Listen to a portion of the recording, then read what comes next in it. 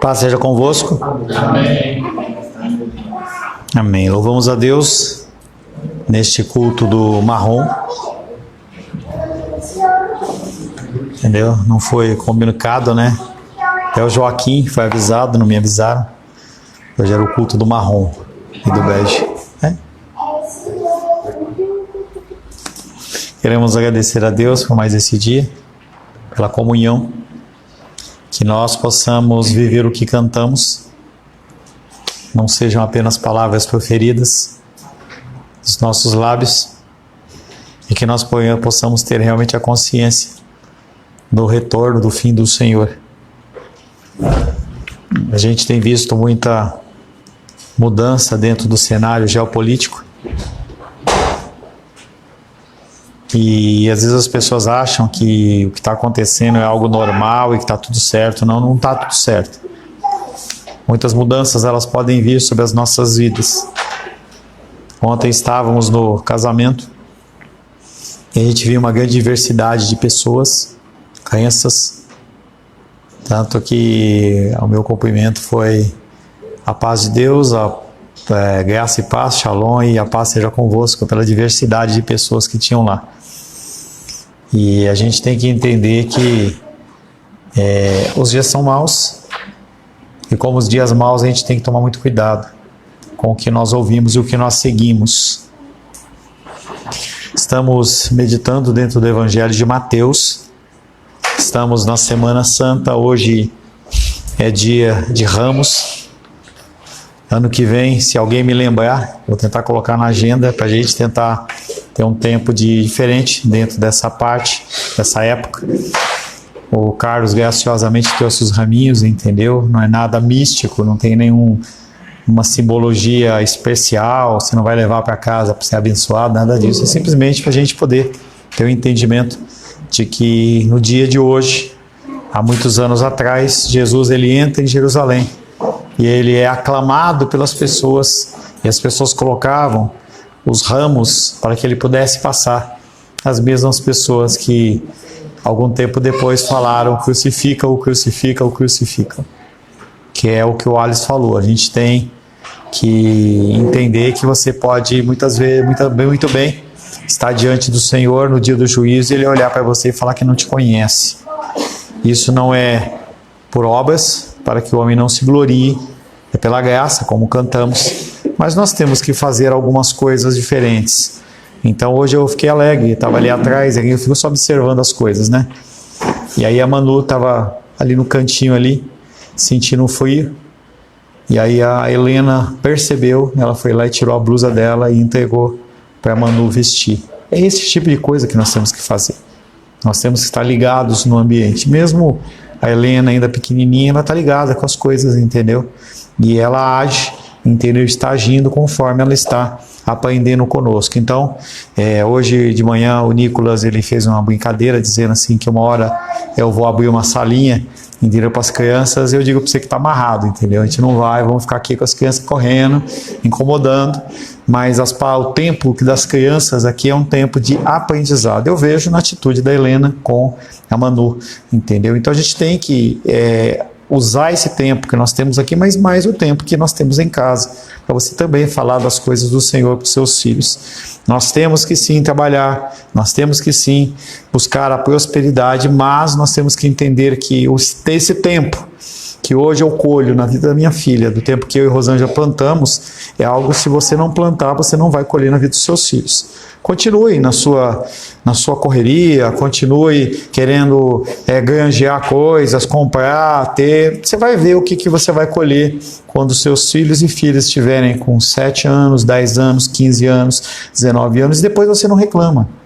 Porque as pessoas olham e falam assim: mas eu levei minha filha na igreja, era uma igreja bíblica, mas o que você tem feito dentro de casa? É uma covardia você querer que o tempo na igreja, 1 hora, 2 horas por período, seja algo que cubra a semana inteira do teu filho numa escola em que é só palavrão, é só coisa, que besteira que o povo fala, entendeu? Então você tem que investir na vida dos seus filhos. Você tem que ler, você tem que parar uma vez por semana, uma vez, 2 vezes por semana, 3 vezes por semana, você tem que parar, ler as escrituras com os seus filhos, você tem que ter atividades, você tem que fazer coisas. Se você não fizer as coisas, o tempo passa. Não se engane, não se engane.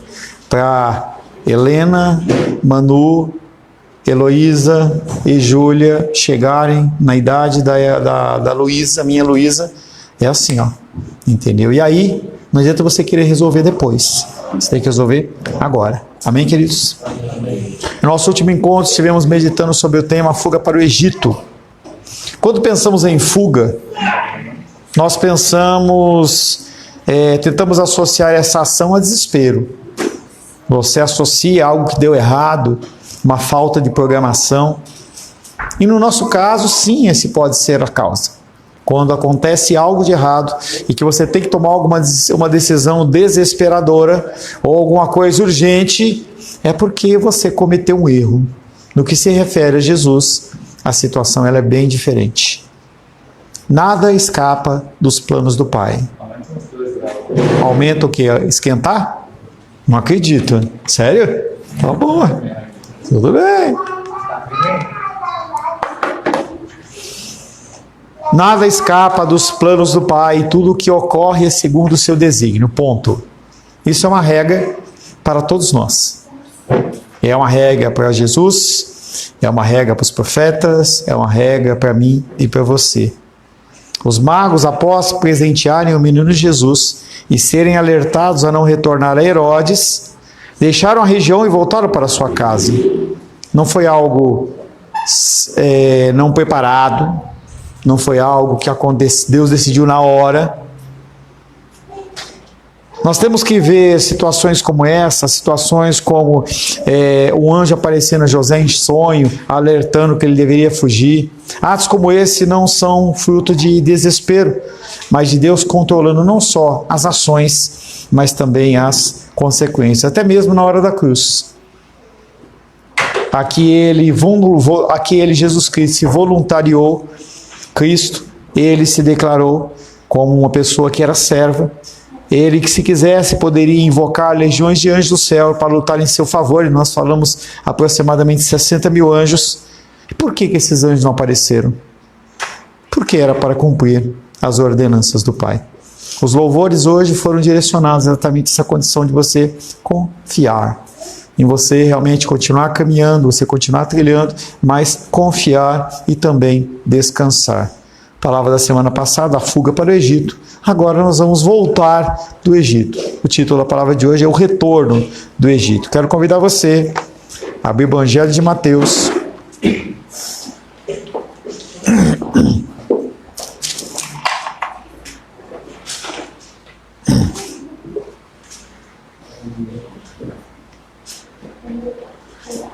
Evangelho de Mateus, capítulo 2, perdão. Evangelho de Mateus, capítulo 2, versos 19 a 23. Evangelho de Mateus, capítulo 2, versos 19 a 23. Cuidado com esse lápis no seu rosto, hein, Felipe? Por favor, hein?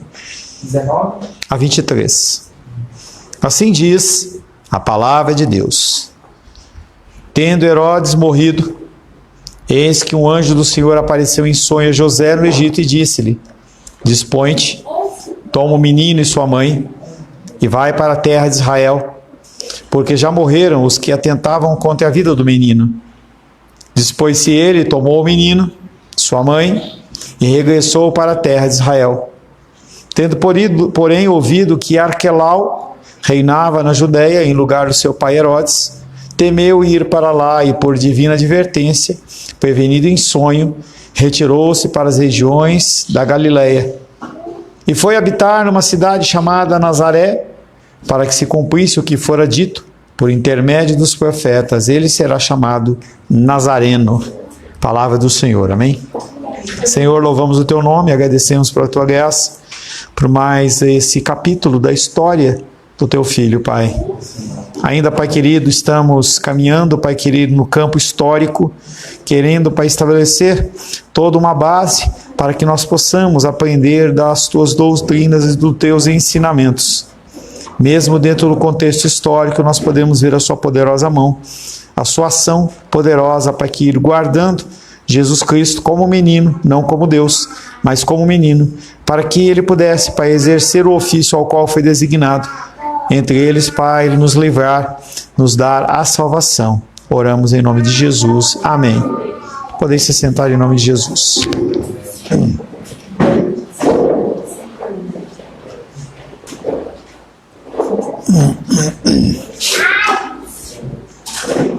Primeiro texto, primeira parte do texto que nós vamos meditar, Mateus capítulo 2, 16, 17 e 18, que eu vou ler mais uma vez, dizendo assim: Vendo-se enganado... Oxe, pulei o texto da nossa leitura. 16 também, vamos ler o 16, também, eu vou ler agora também. Tá? O texto, na verdade, é 2 de 16 a 23, não de 19 a 23. Peço perdão a vocês, tá? Mas de qualquer maneira eu vou ler o texto que a gente vai trabalhar. Matança dos inocentes.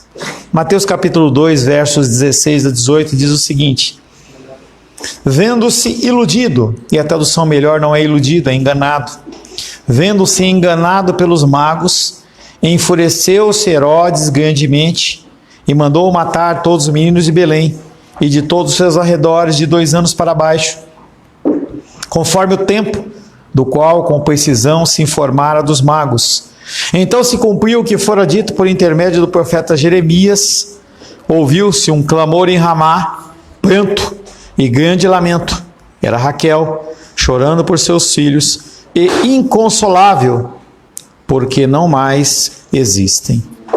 Poucos textos dentro das escrituras dos evangelhos, eles são tão criticados como esse. Nós começamos a construir na semana passada essa história de que Herodes, falamos um pouco sobre a condição de quem era Herodes, e aí Herodes é um título, não era o nome deles. Você vai ver que tem um monte de Herodes, tem Herodes Antipas, Herodes Filipe, tem um monte de Herodes. Era como Nero, são títulos e a pessoa ela vai replicando. É como, por exemplo, dentro do cristianismo católico romano, em que você pega o Papa João I, João II, João III, João IV, a pessoa ela vai chamando. É como no caso, por exemplo, de Zacarias, quando ele foi dar o nome do filho dele, que quando falaram que era João, ele falou, não, como João? Não tem ninguém na sua linhagem, você tem que chamar sempre em relação a alguém. A gente vê isso bastante, essa condição dos nomes dentro das famílias, quando fala assim, vamos montar o nome, vamos colocar o nome de Luísa, mas por quê? Não, porque a avó tal era assim, aí você começa a fazer aquelas misturas, por isso que aparece aqueles nomes muito doidos, né? Você mistura um nome que não tem nada a ver com o outro, fica aquele negócio maluco. As pessoas elas faziam isso também, isso não é de agora, isso é de faz tempo. Muitos estudiosos modernos acham que Mateus, ele inventou a história. Nós já trabalhamos um pouco na semana passada. Na verdade, como já meditamos, a história está em perfeita harmonia com o que sabemos do caráter de Herodes, que nós falamos.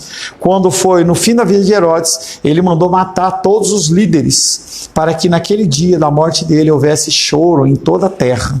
E aí os caras não cumpriram aquilo, ele morreu e foi uma pessoa que ficou esquecida, aquele Herodes. Não é de surpreender que não haja confirmação extra-cristã. Quando você pensa numa confirmação extra-cristã, é algo que não está nas Escrituras. Então, quando você estuda um pouco, se a gente tiver oportunidade, vou compartilhar com vocês uma matéria que eu leciono em teologia, que chama-se Jesus Histórico, em que ele mostra homens e mulheres que eram estudiosos da época, gregos, romanos, e eles vão atestando e contando a história histórica de Jesus. E já falei para vocês, pessoas que hoje, em 2025, disserem que Jesus não existiu, que é uma criação, ele é ignorante. Porque os próprios filósofos, os próprios historiadores falam desse homem, Jesus. Tem essa história toda do que aconteceu na vida dele. Mas Quando se fala dessa morte dos inocentes, é algo que não se tem confirmação. Nós já falamos na semana passada. Nós tínhamos aquela história naquele tempo como um tempo de muita mortandade. As pessoas elas matavam por qualquer motivo. E em especial, dentro do contexto do Império Romano, se você fizesse qualquer coisa contra o Império, você era morto. A gente vê a história paulina, em que ele, muitas vezes, quando ele levanta algum testemunho, os caras pegam ele para matar. Ele fala, eu sou romano. Os caras tremem, porque o romano não podia ser morto, não podia acontecer alguma coisa com ele, punido, sem ele ser julgado. Morte era uma coisa extrema, até mesmo para os judeus. Por que os judeus não pegaram Jesus Cristo e não mataram? Porque na lei deles não poderiam matar dentro daquele contexto lá. Então havia toda uma condição, mas a morte ela era presente. Aquele era um tempo de violência, um tempo de agressividade, em que as pessoas matavam e matavam e matavam, e exércitos invadiam e eram pessoas e povos dizimados. Por que eles iriam se preocupar em registrar na história a morte de 10, 15, 20, 30 crianças? Porque o contexto daquela época de Belém, daquela região lá, nessa faixa etária em especial, ela era pequena. Se você pensar, por exemplo, dentro do número da nossa igreja, em torno de 25 pessoas, quantas pessoas são abaixo de 2 anos? Apenas Joaquim. Heloísa também. Heloísa já passou? Então, você entende que, apesar de a gente olhar para uma quantidade de pessoas, não é representativo o número de crianças pequenas. Então, quando Herodes ele dá aquela ordem de matar os inocentes, matar aquelas crianças, não é algo que foi tão importante assim. Então, eles não referenciaram, não colocaram registrado. Mateus, ele quando fala no final do verso 18, no verso 19, 20 e na sequência, ele vem trazendo, dizendo que foi para que se cumprissem as Escrituras. E aí não só a vida de Jesus Cristo, mas a minha vida e a sua vida, toda ela é guiada pelo Senhor. Todos os nossos caminhos, eles são contados. Os nossos anos, eles são contados. Tem aquela frase, né, aquele ditado, ou aquela expressão, o peru não morre de véspera. Isso aí é uma citação que faz referência a mim e a você. Ninguém morre por acidente. A gente vê, o cara teve um acidente, o cara morreu. Não tem acidente. As coisas elas são programadas pelo nosso Senhor, mesmo que nós não as entendamos. Por que Deus permite tantas coisas? Se você acompanha os discipulados, você olha as orações da igreja perseguida, você vai ver como cristãos sofrem. Coisas que nós fazemos, coisas que nós cantamos, a gente cantando aí ao único, né, em alta voz, entendeu? Em lugares do mundo não se é permitido isso. Existem igrejas na Coreia do Norte, na Coreia do Sul, na China, mas essas igrejas, elas não são igrejas que falam a verdade necessariamente. São igrejas controladas pelo governo. Então, as igrejas secretas, elas são as verdadeiras e as pessoas, elas não têm a possibilidade de expressão. Mateus, ele quando diz que tudo que está acontecendo é para que se cumpra a palavra do Senhor, está lá em Jeremias 31:15. Abre aí, por gentileza. É um texto importante. Jeremias 31:15.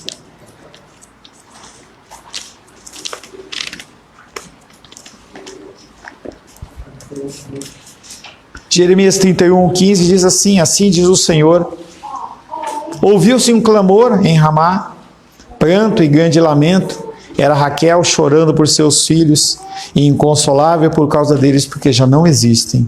Esse texto é um texto que se cumpre dentro desse contexto. Herodes, ele mandou matar inocentes? Mandou. Se eram 5, se eram 10, se eram 20, se eram 30, não sei. Mas eles morreram para o quê? Para que se cumprisse a palavra profetizada. Poxa, mas como que Deus ele vai profetizar uma coisa como essa? Pois é. São coisas e elementos que nós não entendemos, mas que estão nas Escrituras. Não levou muito tempo para Herodes executar a ordem violenta, pois Belém ficava apenas a 8 quilômetros de distância. Os magos partiram na mesma noite em que tiveram o sonho, e o mesmo foi verdade para José, com Maria e Jesus em relação à fuga. Logo após esses incidentes, a paciência de Herodes havia acabado. Aquele homem, ele teve a ira dele contida até que os fatos ocorressem. É como o acontecimento do Êxodo. A gente vê aquelas pragas todas acontecendo, cronometradas pela vontade de Deus. Acontecia a praga, acabava a praga, acontecia e foi na sequência certinha. Chega um momento em que Deus endurece o coração de Faraó, depois ele amolece o coração de Faraó e depois ele endurece de novo, exatamente para Deus mostrar o poderio dele, inclusive sobre a nação mais importante da terra. A grande maioria das pessoas aqui, provavelmente eu, Rosângela, talvez, eu acho que o André também, eu, Rosângela e André, nós vivemos numa época chamada Guerra Fria, em que Estados Unidos, superpotência, União Soviética, naquela época, superpotência, era o temor o tempo todo de alguém apertar o botão e o mundo acabar. Havia um temor no mundo. Você não tinha a liberdade que nós temos hoje. A liberdade, por exemplo, da União Soviética que invadiu a Ucrânia e as pessoas ficarem se metendo e mandam um drone, mandam ajuda, não tinha isso não. Porque havia muito temor. Muitos momentos chegou ao ponto de acontecer e não aconteceu. E não aconteceu porque Deus não permitiu que acontecesse. Quando a gente olha o cenário macro, parece que Deus ele fica apenas relegado no contexto da nossa pequena igreja aqui, que deve ter, sei lá, 30, 40 metros quadrados, entendeu? Mas não, esse Deus, ele é um Deus que ele controla tudo, é o Deus que está aqui recebendo louvores e adoração e ele está controlando lá. Até onde vai essa guerra política, essa guerra de taxação, aonde vai, não sei. Mas tudo isso vai cooperar para aquilo que Deus quer que aconteça. Independente da vontade de Trump, independente da vontade do cara lá da China, independente de quem for, Deus ele está no controle de todas as coisas. Amém. O limite de 2 anos de idade visava impedir que Jesus escapasse com vida, pois na época ele tinha entre 6 meses e 20 meses, segundo o relato dos magos e sacerdotes. Herodes, objetivando eliminar um rei potencial, definiu o massacre dos meninos. Furioso por ter sido enganado, ele se enfureceu contra o Senhor e o seu ungido. Salmos 2:2.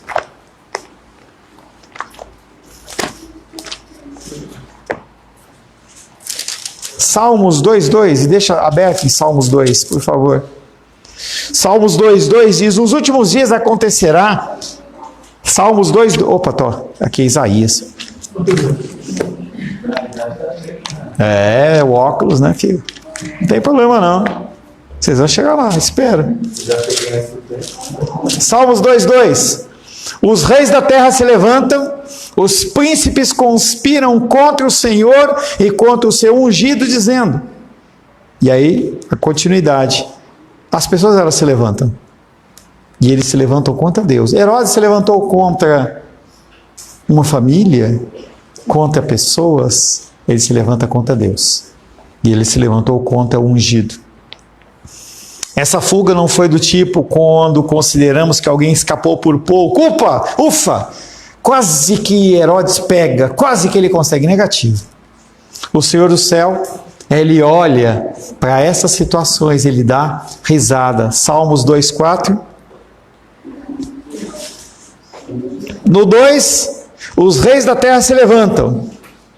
No 4, ri-se aquele Deus, ri-se Deus, aquele que habita nos céus, o Senhor zomba deles. Ou seja, toda aquela opulência, todo aquele poderio, toda aquela estratégia que ele teve, estratégia de Faraó para destruir o povo, Deus dá risada dos altos céus. Às vezes a gente olha para as crianças fazendo coisas, entendeu? E elas acham que elas entendem, sabem muito. De vez em quando eu brinco com a minha filha, né? E mesmo ela com 19 anos, ela acha que ela sabe demais. Talvez você ache que você sabe demais. Talvez eu ache que eu saiba demais. E Deus olha dos céus e ele dá risada. Tadinho do Paulo. Ele acha que realmente ele sabe alguma coisa. Ele acha que ele tem conhecimento. Nós não sabemos nada. E Deus ri dessas situações. Jeremias 31:15, que nós já lemos, descreve o pesar com a perspectiva do exílio. Esse texto de Jeremias 31:15, você já tem uma noção dessa história. Nós estamos com um profeta inserido num momento pré-babilônico, de cativeiro babilônico. As tribos do norte já tinham ido para o cativeiro assírio. As tribos do sul, elas iriam para o cativeiro babilônico passar por 70 anos. E Jeremias estava pregando lá. Pregando. E aí já se começa a mostrar a figura das pessoas indo para o exílio e a morte. A mortandade naquele povo, por causa dos trabalhos, por causa das dificuldades do caminhar no deserto.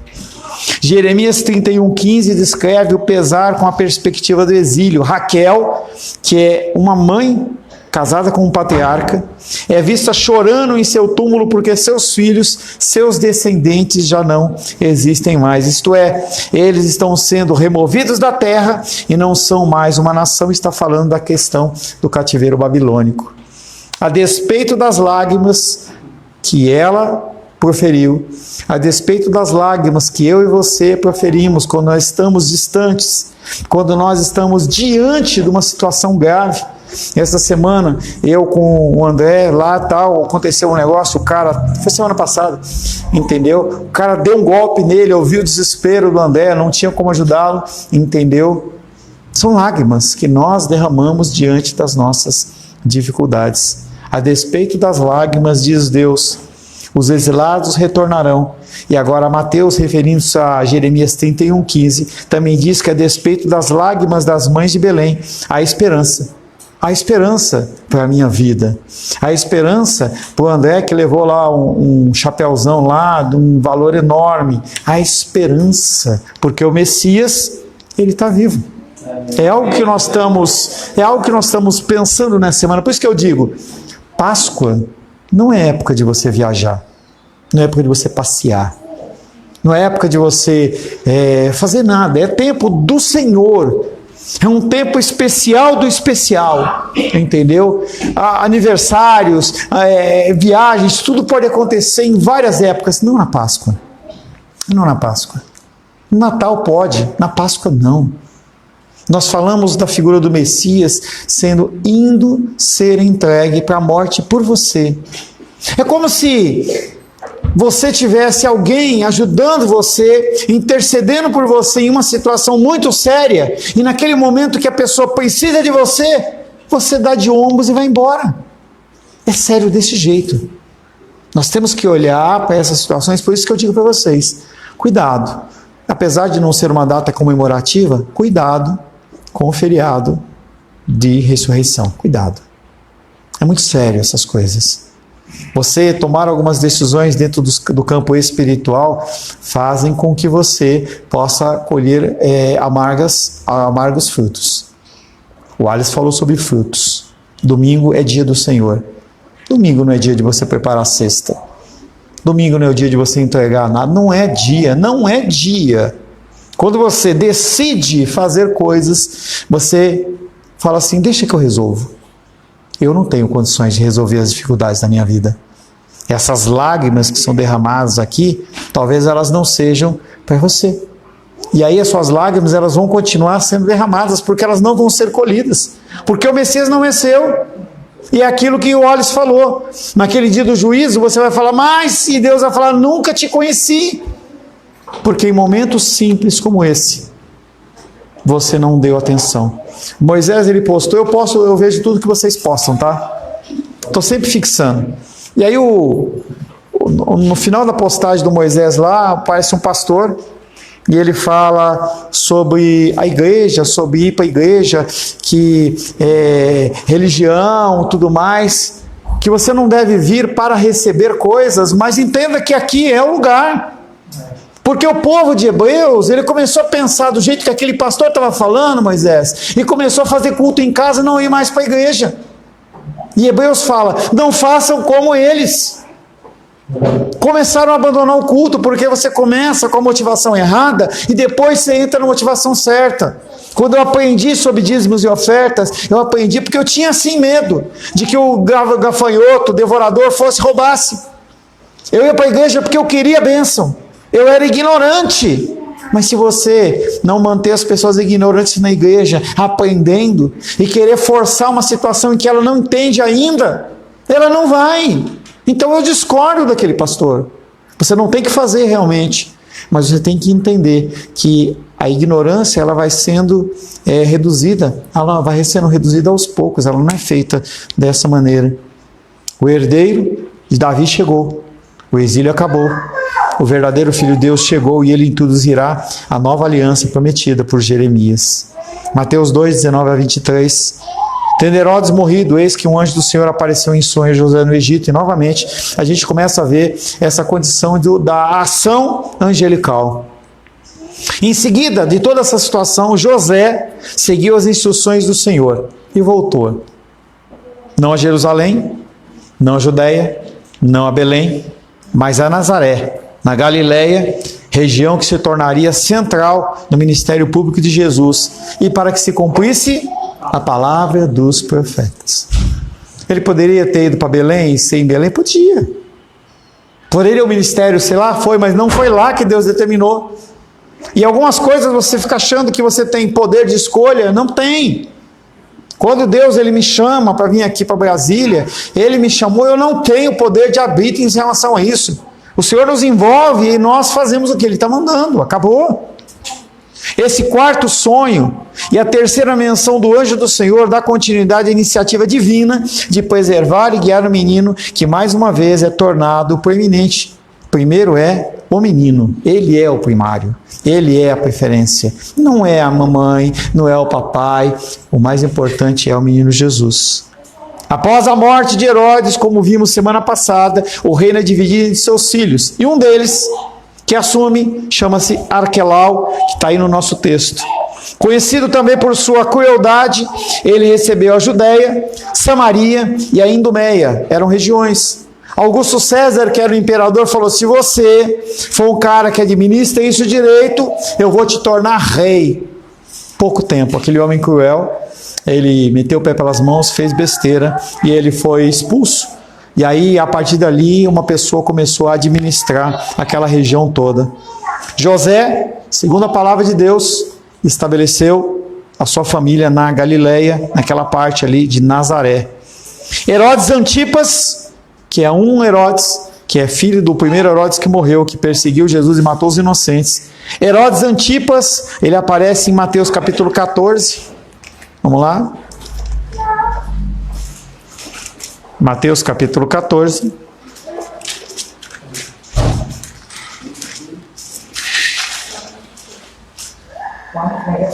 Mateus 14, versos 1 a 10. Alguém, por favor, pegue a Heloísa e separa do Miguel, para Miguel dar o trabalho necessário apenas.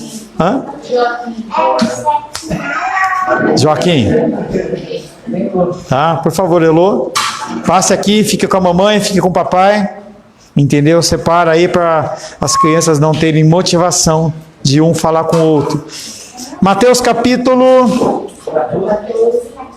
versos de 1 a 10. Não vou ler tudo não, tá? Mateus 14, versos de 1 a 10. Por aquele tempo ouviu o tetrarca Herodes, já é um outro Herodes, a fama de Jesus, e disse aos que serviam: esse é João Batista, e ele ressuscitou dos mortos. Esse é o Herodes Antipas, ele aparece novamente lá na frente. Ele recebeu o título de tetrarca e governou na Galileia e na Pérea. Um terceiro Herodes, Herodes Filipe, ele era o melhor de todos os filhos de Herodes. Jesus, ele se retirava frequentemente para o território desse Herodes. Então, todas as vezes que você vê Jesus Cristo saindo para orar, vendo Jesus Cristo indo para uma região para se separar, ele está indo para a região desse Herodes. Apenas um texto, Mateus 14, 13. Jesus, ouvindo isso, retirou-se dali num barco para um lugar deserto à parte. Sabendo os multidões, vieram da cidade seguindo por terra. Esse Jesus foi para essa região deserta, que era a região de Herodes Filipe. Tá? José, guiado pelo quinto e último sonho, estabeleceu a família na Galileia. A cidade escolhida por José foi Nazaré, que, de acordo com Lucas 1, 26 a 27, foi o lar anterior de José, e logo depois, Mateus 13, de 53 e 58, também apresenta o lar de Maria. Era a cidade onde eles moravam inicialmente. Heloísa, olha para mim, ó. Silêncio. Nós desenhamos, nós brincamos, agora é a hora da palavra, é a hora de você ficar quietinho no colinho da mamãe, tudo bem? Tá? O tio está brigando com você não, o pastor não está brigando não, só estou ensinando. Quando em Atos os cristãos são mencionados como a seita dos nazarenos, lá em Atos 24:5, ele está usando essa expressão como uma forma de ofender. Nazaré a pequena, era uma cidade sem expressão, e por isso eles falavam, poxa, o que pode vir de bom de Nazaré? Nada. Muitas vezes as pessoas vão olhar para você e vão minimizar de onde você veio. Pessoas que conhecem o seu passado, que vão encontrar você e falar assim, você era aquele cara que fazia aquilo, você era aquele cara que vivia daquela forma, e você está querendo dar lição de moral. Pois é, exatamente assim. Foi assim com Cristo, e também é assim, e será assim com você. Os leitores cristãos do século I de Mateus, que haviam provado a sua cota de escárnio, logo aprenderiam o ponto de vista de Mateus, em que ser chamado de Nazareno era uma forma deles escarnecerem, mas também era uma forma de elogio, porque eles estavam sendo reconhecidos como filhos de Deus. Você vai ter que optar. Você quer ser reconhecido como uma pessoa do mundo ou como uma pessoa de Deus? Se você quiser ser reconhecido como uma pessoa de Deus, você vai passar escárnio, você vai ser perseguido, como nós falamos hoje pela manhã. Esse tema, ele é abordado diversas vezes por Mateus. Em outras palavras, Mateus nos fornece a essência dessas palavras do Antigo Testamento, que é o quê? A questão da perseguição, a questão da separação, a questão de que o povo que é de Deus, ele não é igual ao povo do mundo, ou não deveria ser. Como que nós agimos? Como que nós pensamos? Diante das pessoas, que Bíblia é que você passa pela sua vida? As pessoas, quando veem a sua família, elas veem famílias estruturadas ou veem famílias desconexas? Quando os seus filhos eles estão num ambiente, eles são reconhecidos como educados ou como filhos translocados ou pessoas que estão com a cabeça nas nuvens? São todas formas de você mostrar em quem você crê.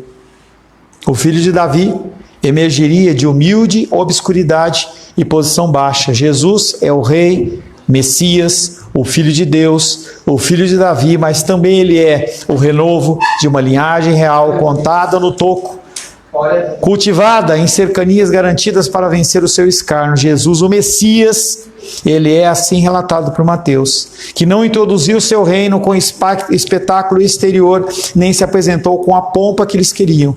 Então pode ser que Deus ele te leve para grandes alturas. Espero que sim. Espero que daqui a 30, 40 anos, como Deus não estiver mais aqui, você possa testemunhar de onde você veio e onde você está, e você possa continuar com seu coração voltado aos caminhos do Senhor. Que você possa referenciar, poxa, o Moisés com uma rede de academias. A gente tem que pensar dessa forma, entendeu? Mas será que o Moisés com essa rede de academias, ele vai continuar o Moisés com a cabeça no Senhor? Será que o Alice com as lojas, será que a Embalou ela vai crescer a tal ponto? A gente tem que pensar dessa forma. O que é que eu prospecto daqui a 5 anos, 10 anos, 15 anos, 20 anos? Será que é só dinheiro? Será que é só prosperidade? De acordo com a profecia, ele veio como servo desprezado. Muitos de vocês foram desprezados na sua juventude. O que a história indica é que o Filho de Deus esteve nas mãos do Pai desde a sua concepção. Você nasceu segundo a concepção e a vontade de Deus. No nascimento, ao longo da infância, durante a tentação no deserto, no ministério público, no momento da traição, na morte, na ressurreição e na ascensão, nós nos esquecemos do poder da divina providência de Deus. Finalizando o nosso texto de santidade, eu estou bem propenso a estudar 3 livros do Papa anterior.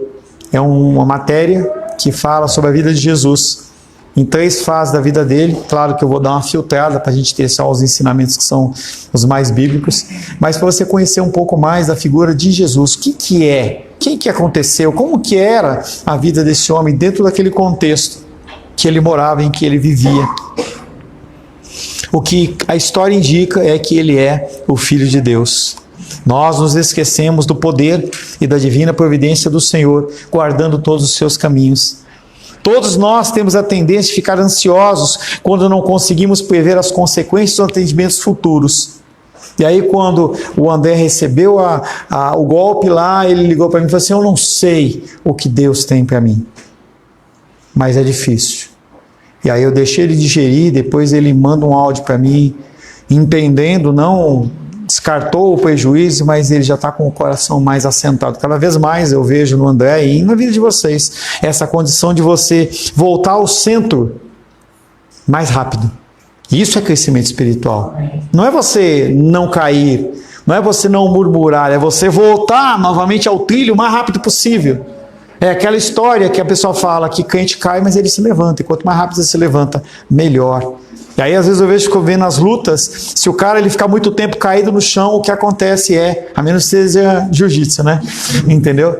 Se é uma luta mais agressiva, entendeu? E a pessoa ficar muito tempo no chão, ela vai ficar sendo submissa àquele que bate, àquele que está por cima. Nós temos que entender que nós temos que nos levantar rápido. Amém. É verdade, Deus pode nos levar para o vale da sombra da morte. Nós veremos viver situações ímpares que nós vamos estar como se nós estivéssemos no vale da sombra da morte. Ele pode sim nos colocar em lugar de tribulação. Não é o diabo, é ele. Porém, uma coisa na qual nós podemos ter certezas como cristão é esta: Deus nunca nos abandonará. Aleluia. E seu cuidado providencial está sobre a nossa vida como um todo. Glória a Deus. Ele sabe exatamente quantos fios de cabelo há na nossa cabeça. Na minha, do Nicolas, tem menos, né? Se o Nicolas deixar crescer, vai ficar um pouquinho e tal, mas nós temos menos, entendeu? Mas ele sabe, bom, quantos cabelos, fios de cabelo tem na barba do Nicolas, né? Entendeu? Ele sabe, entendeu? Além disso, os olhos do Senhor estão sobre os pardais. Se eles estão sobre os pardais, quanto mais estarão sobre nós. Quando pensamos no cuidado extraordinário de Deus Pai, que Ele dispensou a preservação na vida do seu Filho designado, uma hoste angelical para cercá-lo, nós temos que lembrar que o mesmo Deus e a mesma hoste de anjos estão incumbidos de cuidar de todos aqueles que depositam a sua confiança em Cristo. O anjo do Senhor acampa ao redor dos que o temem. Temer não é ter medo. Temer é você ouvir a palavra e colocar em prática. E nós temos falado com frequência: santifique o dia do Senhor. Santifique a sua vida. Santifique buscando as coisas do reino, para que você seja encontrado como uma pessoa que, por temer a Deus, os anjos do Senhor estão à sua volta. Isso é algo para Cristo, mas também para nós que somos filhos de Deus e somos cheios da sua graça. Amém, queridos? Senhor Deus, louvamos o teu nome, agradecemos pela sua santa e bendita palavra. Queremos pedir, Pai querido, a tua luz, a tua graça, o teu amor e o teu cuidado. Agradecemos pela palavra pregada e pedimos a ti, Pai, que isso continue nos orientando, nos guiando, nos abençoando e nos livrando de todo mal. Oramos em nome de Jesus. Amém. Graças ao nosso bom, querido e amado Deus.